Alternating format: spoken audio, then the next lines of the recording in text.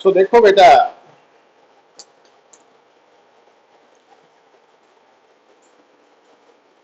तो अज आप ना डिस्कस करना वा एक तो जो बार मैग्नेट है और जो सोलेनॉइड है, दोनों के मैग्नेटिक फील्ड की कंपैरेटिव स्टडी करनी है ना, मैग्नेटिक फील्ड लाइन्स ड्रॉ करके दसनिया। तो बेटा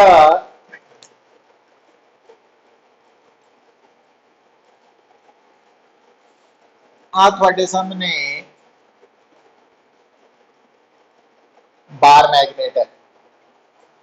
तो बार मैग्नेट का जो ना मैग्नेटिक फील्ड है, ये तुसी नोट कर लेना कि बार मैग्नेट के जो सराउंडिंग स्पेस है ਉਹਦੇ ਵਿੱਚ ਜਿਹੜਾ मैग्नेटिक फील्ड है बार मैग्नेट का अपना, वो नॉन यूनीफॉर्म मैग्नेटिक फील्ड होता है, ये नोट कर लेना। और दूसरी गल, क्योंकि बार मैग्नेट का मैग्नेटिक फील्ड नॉन यूनीफॉर्म है, इस करके बार मैग्नेट के नज़दीक जिहड़े पॉइंट्स है उत्थे मैग्नेटिक फील्ड की स्ट्रेंथ ज़्यादा होंदी है, और जिहड़े पॉइंट्स दूर है away from the bar magnet है उत्थे मैग्नेटिक फील्ड की स्ट्रेंथ स्मॉल होंदी है ना। तो मतलब जिहड़े पॉइंट्स का डिस्टेंस बार मैग्नेट तो दूर हुंदा जांदा, तो जिन्ना पॉइंट बार मैग्नेट तो ज़्यादा दूर होएगा उत्थे मैग्नेटिक फील्ड स्ट्रेंथ उन्नी घट होएगी। ये रिजल्ट्स याद रख लेने। फिर बेटा ਜਦੋਂ ਅਸੀਂ ਬਾਰ ਮੈਗਨੇਟ ਦੀ ਗੱਲ ਕਰਦੇ ਹਾਂ ਤਾਂ ਇਹਦਾ ਜਿਹੜਾ ਮੈਗਨੈਟਿਕ ਫੀਲਡ ਹੈ ਉਹਨੂੰ ਰਿਪਰੈਜ਼ੈਂਟ ਕਰਨ ਲਈ ਜਿਹੜੀਆਂ ਅਸੀਂ ਮੈਗਨੈਟਿਕ ਫੀਲਡ ਲਾਈਨਸ ਡਰਾ ਕਰਦੇ ਹਾਂ, तो वो मैग्नेटिक फील्ड लाइन्स ड्रॉ किद्दां करनियां तुसीं कि outside the magnet magnetic field line की डायरेक्शन दिखानी है north to south, within magnet south to north, और इसी तरह नाल इधर भी है बेटा, है ना, एंड सो ऑन। हुण दूसरी तरफ जो आप सोलेनॉइड की गल करते हैं, जिहड़ी तां आइडियल सोलेनॉइड, तो ਉਹਦੇ ਤਾਂ सिर्फ अंदर मैग्नेटिक फील्ड है, और सोलेनॉइड के अंदर जो मैग्नेटिक फील्ड है आइडियल सोलेनॉइड के अंदर वो यूनीफॉर्म है, और उसकी direction along the axis of solenoid है, और बाहर मैग्नेटिक फील्ड जीरो होंदा आइडियल सोलेनॉइड। पर जी रियल सोलेनॉइड है ना बेटा, तो रियल सोलेनॉइड के केस जो मैग्नेटिक फील्ड है वो बाहर भी एग्जिस्ट करता, बाहर भी होंदा और अंदर भी होंदा।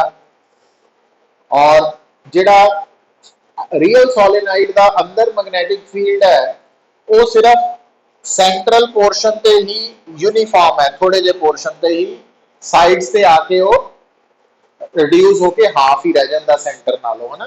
तो ये रिजल्ट्स है जिहड़े तुहानू आपां ऑलरेडी वैसे डिस्कस किए हुए हैं। पर हुण इत्थे इंपॉर्टेंट पॉइंट समझियो कि जिहड़ा सोलेनॉइड है ना पुत, इहदे मैग्नेटिक फील्ड ने कदों पैदा होना, जदों सोलेनॉइड च करंट पास होएगा। हुण ये जिहड़ा करंट पास होएगा ना सोलेनॉइड च, तो ये current each turn of solenoid जो लंघ रहा है ना, हर टर्न चो पास कर रहा है। तो हुण बेटा दिमाग च रखनी जिहड़ी गल तुसीं ओह की है कि each turn of current carrying solenoid is equivalent to current loop. तो सोलेनॉइड की हर टर्न, बोलो बेटा,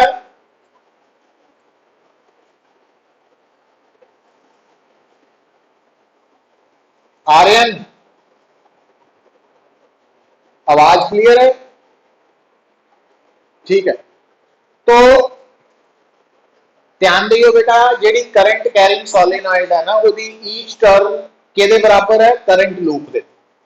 हुण थोड़ा जिहा इहनूं विजुअलाइज करना, क्योंकि जी सोलेनॉइड है ना 3D डायग्राम है, स्प्रिंग 3D है ना, तो उसकी लेंथ भी है, ब्रेड्थ भी है, है ना, डेप्थ भी है।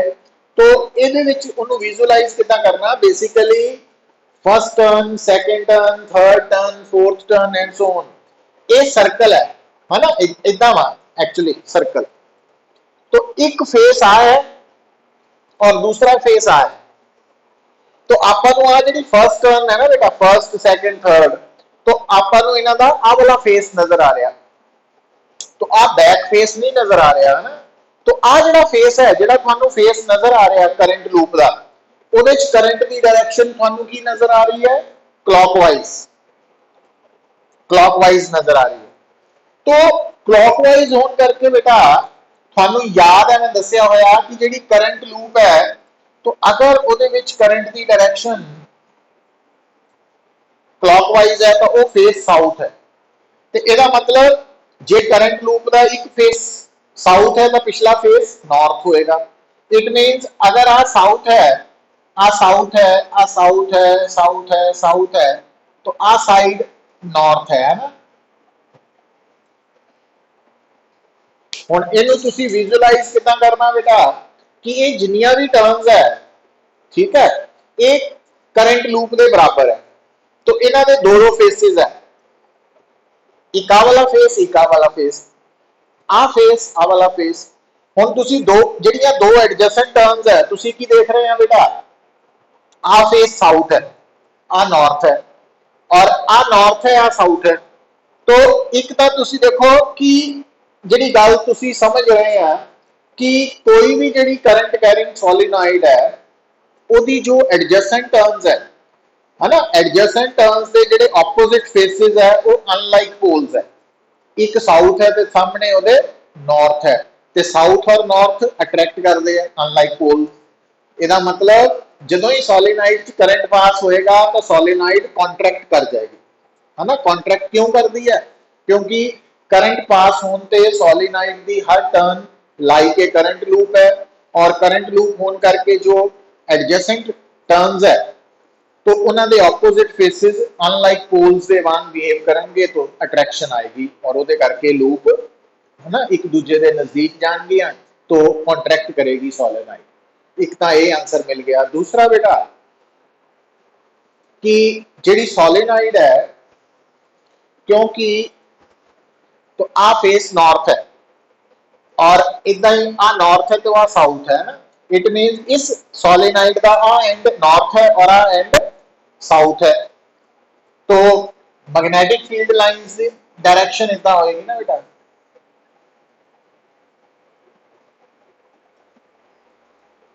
और दूसरी मैग्नेटिक फील्ड लाइन इधर आ जाएगी ना।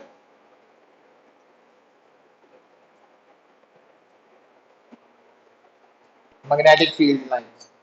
तो सोलेनॉइड और बार मैग्नेट दी कंपैरेटिव स्टडी तो की निकल के आया कि दोनों ही सोर्स ऑफ मैग्नेटिक फील्ड्स है। जिहड़ा बार मैग्नेट है वो किहड़ी सोर्स है, नॉन यूनिफॉर्म मैग्नेटिक फील्ड की सोर्स है, जबकि solenoid ideal solenoid source of uniform magnetic field. तो आइडियल सोलेनॉइड के अंदर यूनिफॉर्म मैग्नेटिक फील्ड पैदा होता, पर रियल के केस के विच end to end total overall magnetic field non uniform है, बट रियल सोलेनॉइड के सेंट्रल पोर्शन से जो मैग्नेटिक फील्ड है वो यूनिफॉर्म के बराबर ही होता। अच्छा, फिर बेटा आप ये भी सीख लिया कि जी सोलेनॉइड है ना, वो जो ही करंट पास होएगा तो वो कॉन्ट्रैक्ट करेगी, और क्यों कॉन्ट्रैक्ट करेगी ये आप एक्सप्लेन कर चुके। तो एक सी बेटा comparative study of bar magnet and solenoid. Now अगली गल याद की रखनी है बेटा कि जिथे सोलेनॉइड करंट पास होने ते कॉन्ट्रैक्ट करती है ना, उत्थे दूजी गल याद रखो बेटा, नोट कर लेना तुसी कि अगर मान लो आ थोड़ा ना एक आयरन रॉड है, अगर ये आयरन रॉड है और ये हाले मैग्नेटाइज्ड नहीं है, हाले अनमैग्नेटाइज्ड है, तो इस अनमैग्नेटाइज्ड आयरन रॉड की तुसी लेंथ नोट करो, लेंथ नोट कर लो, और उस तो बाद बेटा इसे रॉड के अराउंड ਵਾਇਰ ਨੂੰ ਵਾਉਂਡ ਕਰਕੇ ਉਹਦੇ ਚੋਂ ਵਾਇਰ ਚੋਂ ਡੀਸੀ ਕਰੰਟ ਪਾਸ ਕਰੋ ਫॉर ਸਮ ਟਾਈਮ, ਤਾਂ ਤੁਸੀਂ ਨੋਟ ਕਰੋਗੇ ਕਿ ਥੋੜੀ ਦੇਰ ਬਾਅਦ ਇਹ ਜਿਹੜੀ ਆਇਰਨ ਰॉड ਹੈ ਇਹ ਮੈਗਨੇਟਾਈਜ਼ਡ ਹੋ ਜਾਏਗੀ। ਦੱਸਿਆ ਸੀ ਨਾ। ਹੁਣ ਤੁਸੀਂ ਨੋਟ ਕੀ ਕਰੋਗੇ, ਜਦੋਂ ਇਹ ਆਇਰਨ ਰॉड ਅਨਮੈਗਨੇਟਾਈਜ਼ਡ ਸੀ ਔਰ ਉਸ ਤੋਂ ਬਾਅਦ ਜਦੋਂ ਇਹ ਮੈਗਨੇਟਾਈਜ਼ਡ ਹੋ ਗਈ ਤਾਂ ਤੁਸੀਂ ਨੋਟ ਕਰੋਗੇ ਕਿ ਮੈਗਨੇਟਾਈਜ਼ਡ ਹੋਣ ਤੋਂ ਬਾਅਦ ਇਹਦੀ ਲੈਂਥ ਜਿਹੜੀ ਹੈ ਨਾ ਉਹ ਸਲਾਈਟਲੀ ਇਨਕਰੀਜ਼ ਕਰ ਜਾਏਗੀ। ਹੁਣ ਜਿਹੜਾ ਲੈਂਥ ਦਾ ਡਿਫਰੈਂਸ ਹੈ ਨਾ ਉਹ ਫ੍ਰੈਕਸ਼ਨਸ ਦੇ ਵਿੱਚ ਹੋਏਗਾ, ਬਹੁਤ ਨੈਗਲੀਜੀਬਲ ਅਮਾਉਂਟ ਹੋਏਗੀ, ਉਹਨੂੰ ਬੜਾ ਧਿਆਨ ਨਾਲ ਕੇਅਰਫੁਲੀ ਮੈਜ਼ਰ ਕਰਨਾ ਪਏਗਾ। ਵੈਸੇ ਨਹੀਂ ਨੋਟ ਹੋਏਗਾ ਅੱਖਾਂ ਦੇ ਨਾਲ ਕਿ ਇਹਦੀ ਲੈਂਥ ਵੱਧ ਗਈ ਹੈ। ਮਤਲਬ ਜਿਹੜਾ ਤੁਸੀਂ ਰਿਜ਼ਲਟ ਯਾਦ ਰੱਖਣਾ ਕਿ ਕੋਈ ਵੀ ਜਿਹੜਾ ਸਬਸਟੈਂਸ ਹੈ ਉਹ ਜਦੋਂ ਮੈਗਨੇਟਾਈਜ਼ਡ ਹੁੰਦਾ ਨਾ ਤਾਂ ਉਹਦੀ ਲੈਂਥ ਇਨਕਰੀਜ਼ ਕਰ ਜਾਂਦੀ ਹੈ। ਇਹਦਾ ਮਤਲਬ ਜਦੋਂ ਉਹ ਡੀਮੈਗਨੇਟਾਈਜ਼ਡ ਹੋਏਗਾ ਤਾਂ ਉਹਦੀ ਲੈਂਥ ਡਿਕਰੀਜ਼ ਹੋ ਜਾਏਗੀ। ਔਰ ਇਸ ਇਫੈਕਟ ਨੂੰ ਨਾ ਅਸੀਂ ਯੂਜ਼ ਕਰਦੇ ਹਾਂ ਅਲਟਰਾਸੋਨਿਕ ਵੇਵਸ ਪੈਦਾ ਕਰਨ ਲਈ। ਤਾਂ ਅਲਟਰਾਸੋਨਿਕ ਵੇਵਸ ਨੂੰ ਪੈਦਾ ਕਰਨ ਲਈ ਅਸੀਂ ਇਸ ਪ੍ਰਿੰਸੀਪਲ ਨੂੰ ਯੂਜ਼ ਕਰਦੇ ਹਾਂ ਕਿ ਜਿਹੜਾ ਸਬਸਟੈਂਸ ਹੈ ਮੈਗਨੇਟਾਈਜ਼ਡ ਹੋਣ ਤੇ ਉਹਦੀ ਲੈਂਥ ਵੱਧ ਜਾਂਦੀ ਹੈ ਤੇ ਡੀਮੈਗਨੇਟਾਈਜ਼ਡ ਹੋਣ ਤੇ ਘਟ ਜਾਏਗੀ। तो इस कंसैप्ट को यूज करते मतलब दो पॉइंट्स ਜਿਹੜੇ ਹੈ ਹੁਣ ਉਹਨਾਂ ਚ ਫਰਕ ਯਾਦ ਰੱਖਣਾ ਕਿ ਜਿਹੜੀ ਸੋਲਿਨਾइड ਹੈ ਉਹਦੇ ਚ ਕਰੰਟ ਪਾਸ ਕਰਨ ਤੇ ਉਹ ਕੰਟਰੈਕਟ ਕਰਦੀ ਹੈ, ਪਰ ਜਿਹੜਾ ਨਾਰਮਲ ਸਬਸਟੈਂਸ ਹੈ ਉਹ ਮੈਗਨੇਟਾਈਜ਼ਡ ਹੋਣ ਤੋਂ ਬਾਅਦ ਉਹਦੀ ਲੈਂਥ ਇਨਕਰੀਜ਼ ਕਰ ਜਾਂਦੀ ਹੈ, ਪਹਿਲੇ ਨਾਲੋਂ ਥੋੜੀ ਜ਼ਿਆਦਾ ਹੋ ਜਾਂਦੀ ਹੈ, ਚਾਹੇ ਉਹ ਫ੍ਰੈਕਸ਼ਨ ਚ ਹੀ ਹੈ ਬਟ ਇਨਕਰੀਜ਼ ਕਰਦੀ ਹੈ। ਇਸ ਪੁਆਇੰਟਸ ਯਾਦ ਰੱਖ ਲੈਣੇ।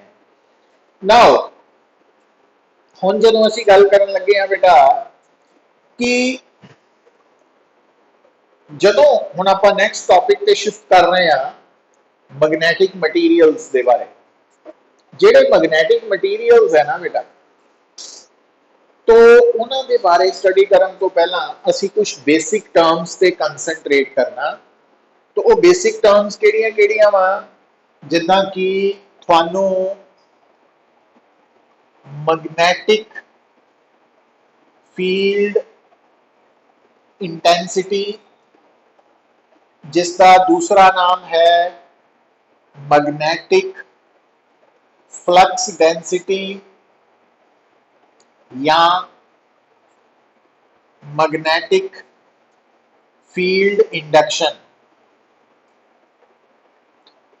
तो ਇਹਦਾ सिंबल बेटा बी वेक्टर है और ਇਹਦਾ SI यूनिट टेस्ला है ना। ਇਹਦੇ ਬਾਰੇ ਆਪਾਂ ਆਲਰੇਡੀ ਡਿਸਕਸ ਕੀਤਾ ਹੋਇਆ। ਹੁਣ बेटा ਇੱਥੇ ਆਪਾਂ ਇੱਕ ਨਵੀਂ ਟਰਮ ਇੰਟਰੋਡਿਊਸ ਕਰਨੀ ਹੈ, इंटेंसिटी ऑफ मैग्नेटाइजिंग फील्ड।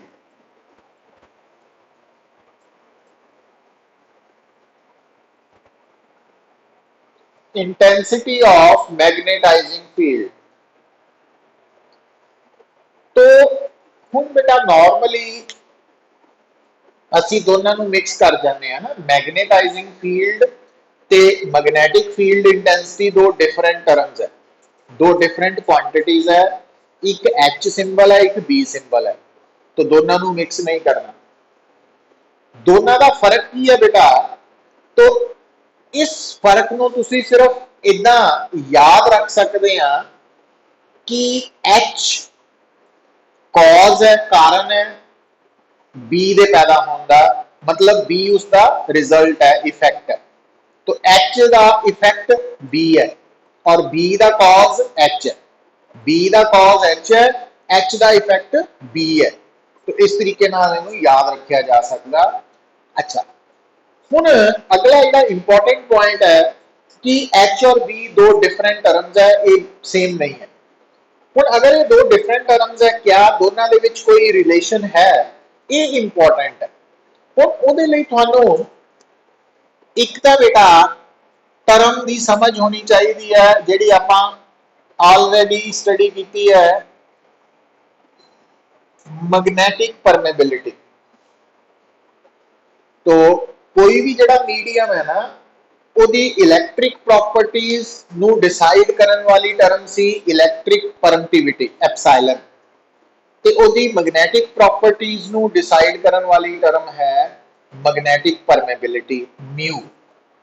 ਹੁਣ बेटा जिदा relative पर सॉरी इलैक्ट्रिक परमिटिविटी वैक्यूम ਲਈ ਸਿੰਬਲ ਐਪਸਾਈਲਨ ਨॉट ਹੈ, ਬਾਕੀਆਂ ਲਈ ਕੱਲਾ ਐਪਸਾਈਲਨ ਹੈ। ਇਦਾਂ ਹੀ ਮੈਗਨੈਟਿਕ ਪਰਮੇਬਿਲਿਟੀ वैक्यूम ਦੇ ਲਈ ਅਸੀਂ ਯੂਜ਼ ਕਰਦੇ ਆ म्यू नॉट फॉर वैक्यूम और म्यू फॉर मटीरियल मीडियम।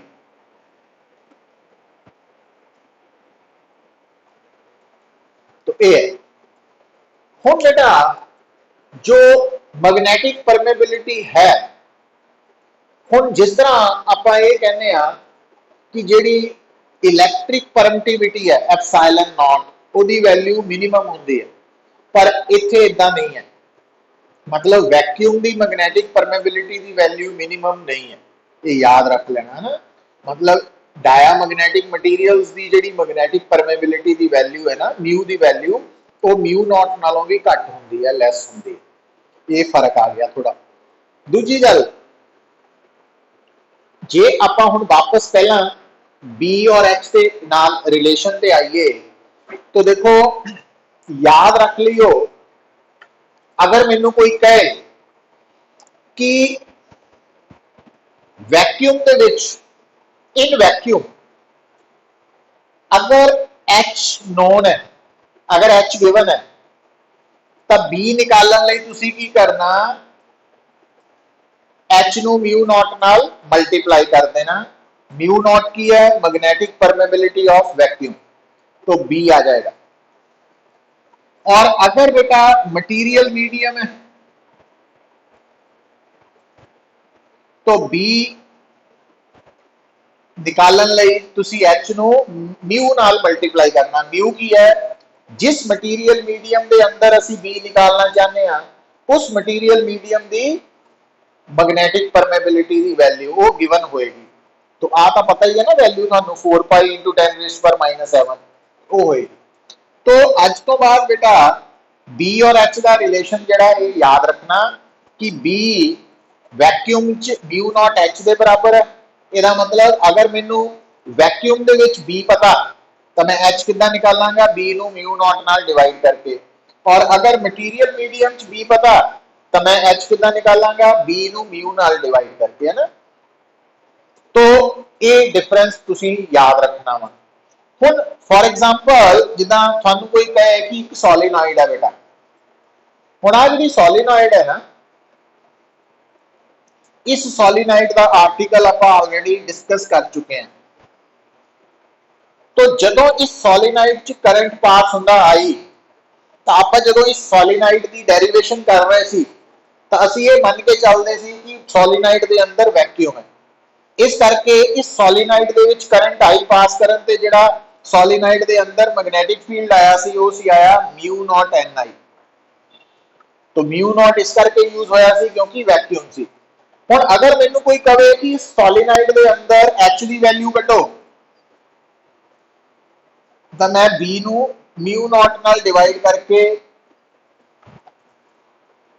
तो सॉलिनॉइड के अंदर एच की वैल्यू की है एन आई। ठीक है। हुण इदां ही बेटा जिद्दां हुण अगर मान लो आ करंट कैरिंग आ की है, करंट कैरिंग स्ट्रेट कंडक्टर है। हुण अगर मैनू कोई कहे कि पी पॉइंट पे, पी पॉइंट जो है वो इस इनफाइनाइटली लॉन्ग स्ट्रेट कंडक्टर तो ए डिस्टेंस पे है, तो इस पी पॉइंट पे मैग्नेटिक फील्ड कितना म्यू नॉट आई ओवर 2 पाई ए। पर जे मैनू कोई कहे कि पी पॉइंट पे एच कड्डो तो मैं एच कितना लिखांगा, बी नू म्यू नॉट ना डिवाइड करके, मतलब आई ओवर। समझ आया रही गल। अच्छा हुण इंटरेस्टिंग गल देखो पुत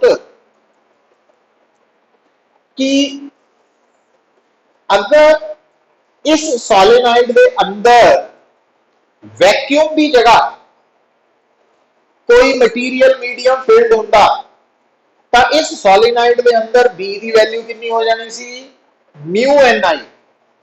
म्यू एन आई पर एच की रहना सी बेटा, एच निकलना सी B by mu, N I रहना सी।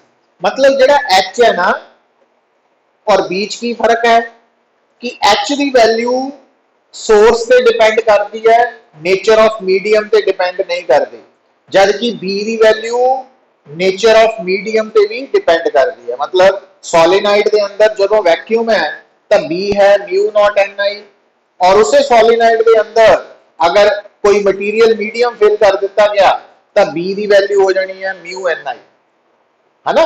मतलब बी मीडियम डिपेंडेंट टर्म है, जबकि एच सोर्स पे डिपेंड करती है, वो नेचर ऑफ मीडियम पे डिपेंड नहीं करते कि किस मीडियम च ਅਸੀਂ एच ਕੱਢ ਰਹੇ ਹਾਂ।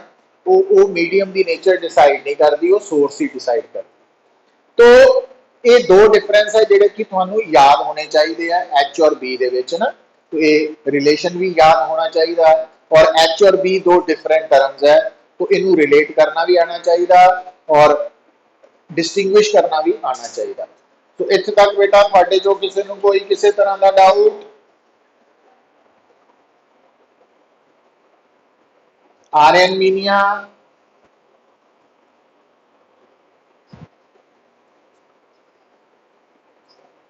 डाउट है ना? तू आर्यन टेस्ट नहीं दे रहा?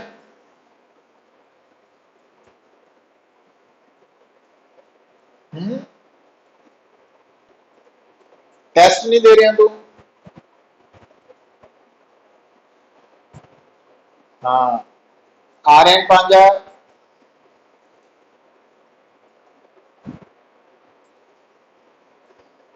ठीक है बेटा। चिराग, कोई डाउट? टेस्ट नहीं भेजा तू? हरमन,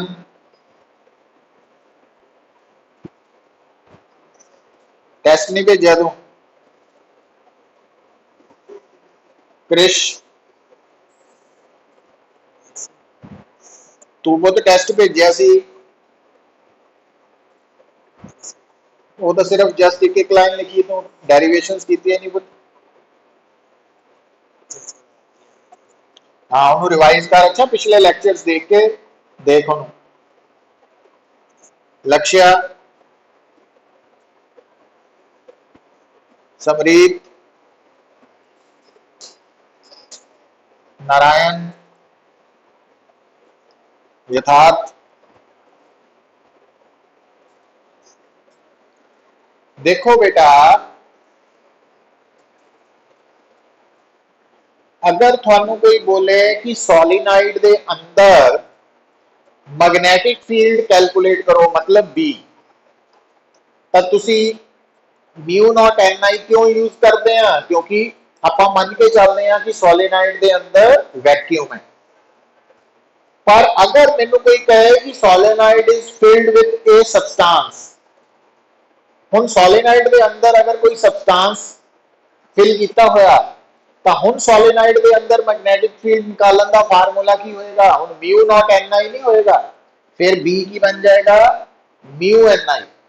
म्यू की है उस सबस्टांस की मैग्नेटिक परमेबिलिटी। तो यदा मतलब बी की वैल्यू म्यू नॉट एन आई इस करके है कि सॉलिनाइड के अंदर मीडियम वैक्यूम है, और अगर वो मटीरियल मीडियम है फिर वो म्यू नॉट की जगह म्यू एन आई हो जाएगी। पर एच की वैल्यू सॉलिनाइड ਲਈ एन आई ही रहेगी, चाहे सॉलिनाइड के अंदर वैक्यूम है तो चाहे सॉलिनाइड के अंदर कोई मटीरियल मीडियम है। तो वो नेचर ऑफ मीडियम के बदलन नाल नहीं चेंज हो रही। तो एच और बी च फर्क है। समझ आई हूं नारे? नाउ अगला पॉइंट बेटा देखो कि जो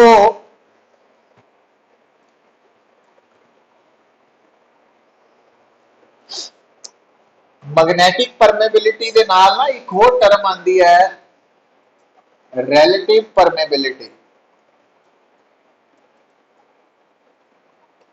मतलब जिस मटीरियल मीडियम की तुसी रिलेटिव परमेबिलिटी फाइंड आउट करनी है तो तुसी उस मीडियम की परमेबिलिटी नू वैक्यूम की परमेबिलिटी नाल डिवाइड कर देना।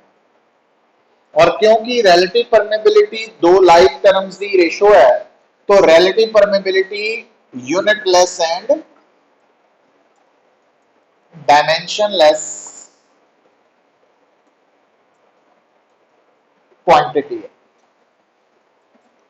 पर अगली गल याद रखो बेटा, ये भुलियो ना कि जिहड़ी म्यू आर की वैल्यू है वो डायामैग्नेटिक मटीरियल्स दे लई लैस दैन 1 होंदी है। क्यों? क्योंकि डाया लई mu less than mu naught है और वैक्यूम लई 1 है और पैरामैग्नेटिक सबस्टांस के लिए ग्रेटर देन 1 है और फेरोमैग्नेटिक सबस्टांस के लिए मच ग्रेटर देन 1 है। तो ये रिजल्ट्स है जेडे थानू टिप्स ते चाहिए थोड़ी ना, इंपॉर्टेंट है, याद रखने पैने हैं। तो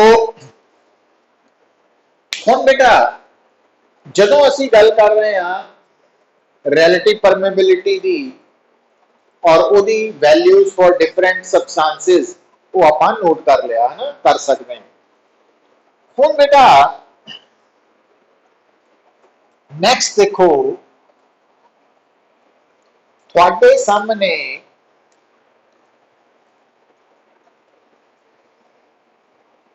एक टर्म आएगी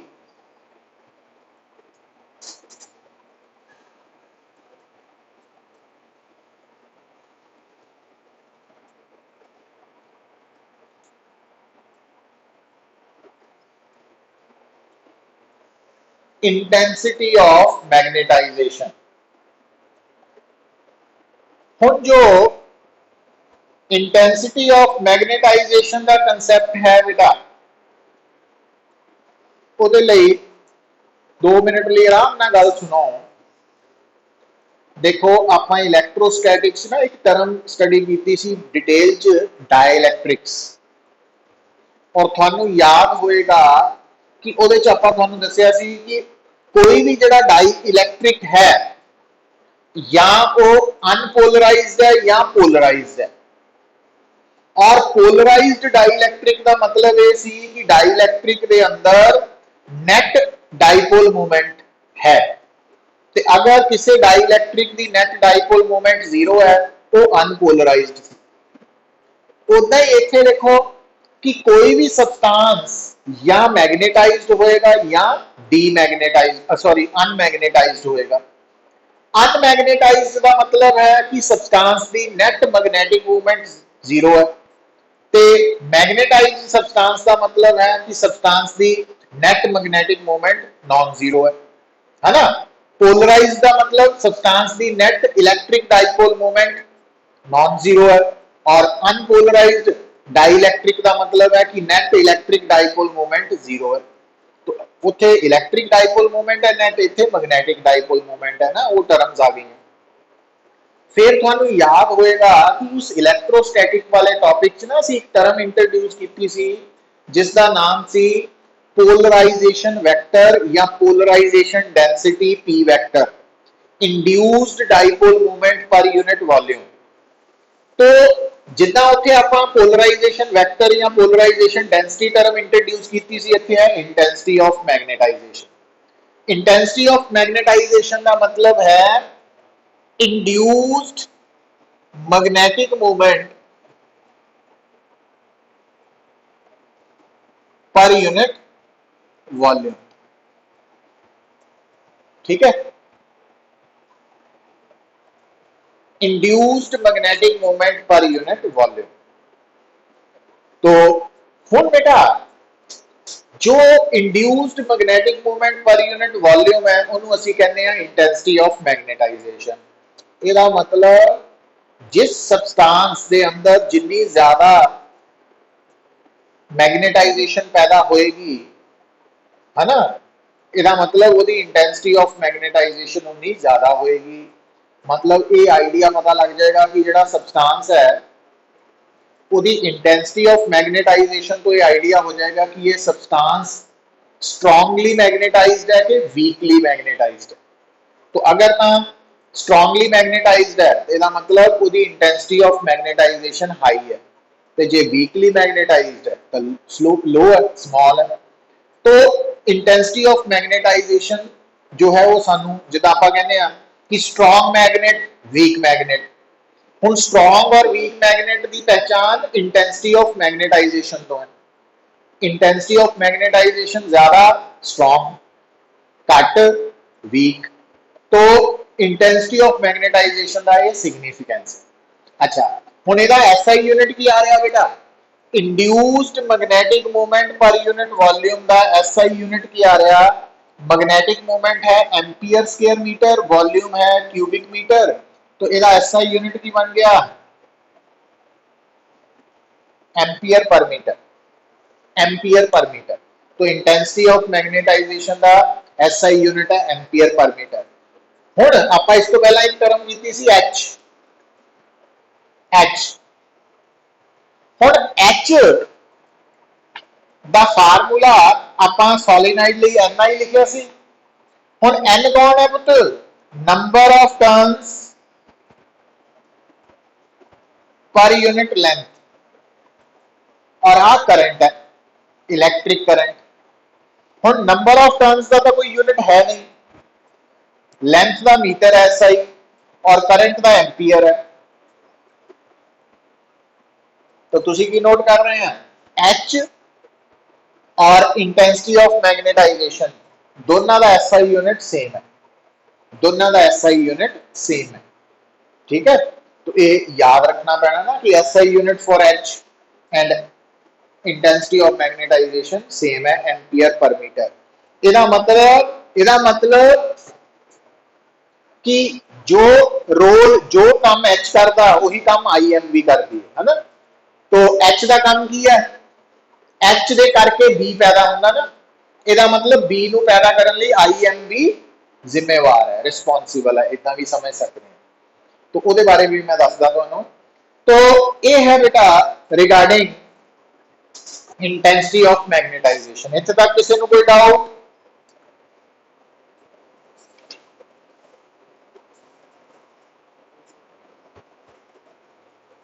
चलो तो